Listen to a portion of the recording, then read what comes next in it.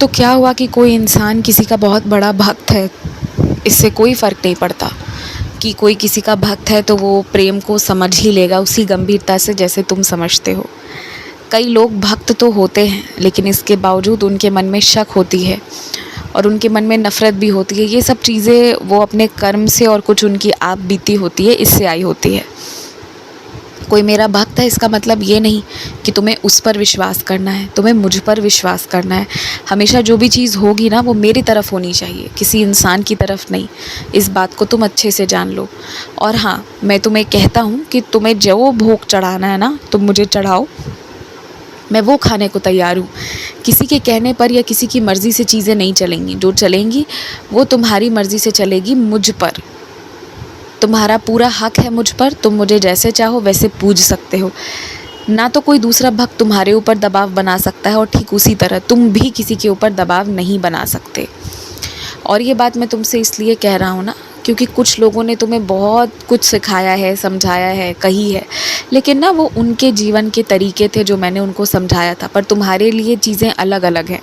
तो तुम्हें बस इतना ही समझना है कि तुम्हारा जो भाव है मेरे लिए, तुम उस भाव से मुझे पूजो, मुझे भोग लगाओ, मेरी पूजा करो, मुझे कोई दिक्कत नहीं है। पर अपने तरीके में किसी की बात का दबाव लेकर कोई काम मत करो और ना ही अपने तरफ से किसी को दबाव बनाओ। जो जैसे पूजना चाहता है उससे वैसी आज़ादी है। बल्कि अगर कोई मेरे भक्त को रोके टोके तो मुझे इस चीज़ से बहुत नाराज़गी होती है, बहुत गुस्सा आता है और मैं ये चीज़ पसंद नहीं करता। तुम्हें हर एक दिन, प्रत्येक दिन महादेव का ध्यान करना चाहिए। जब सब सारे भगवान एक हैं, तुम इस बात को जान रहे हो, तो तुम अगर महादेव का ध्यान कर रहे हो तो तुम कुछ गलत नहीं कर रहे। तुम्हारा जो ये क्रोध है जो शांत नहीं होता है, इसकी शांति के लिए ज़रूरी है कि तुम महादेव का ध्यान करो। और जब उनका ध्यान करो ना, थोड़ा उनके जीवन के बारे में जानने का प्रयास करना, थोड़ा सा। फिर तुम्हारा जो ये क्रोध है, तुम्हारी जो ये नाराज़गी है, तुम्हारा जो ये गुस्सा है ना, ये अपने आप धीरे धीरे करके दूर हो जाएगा। अगर मुझे तुमसे दक्षिणा चाहिए होगी ना तो मैं सीधे तुमसे मांग लूँगा और तुम आओगे, तुम मुझे चढ़ा कर जाओगे। जब तुम खुद शिरडी आना तो मुझे तुम दक्षिणा दे जाना। मुझे नहीं चाहिए कि तुम किसी के हाथों मुझे दक्षिणा भिजवाओ या पैसे भिजवाओ, चाहे कुछ भी। और रही प्रसाद की बात ना, तो तुम अपने हाथ से आकर मुझे बनाकर खिलाना, जो तुम्हें मर्ज़ी होगी।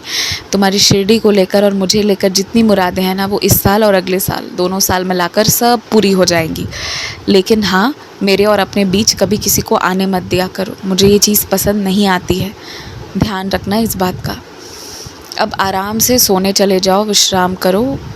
कल का दिन और कल से आने वाले सारे दिन तुम्हारे अब मन अनुसार होंगे। मेरा आशीर्वाद है। आयुष्मान भवा।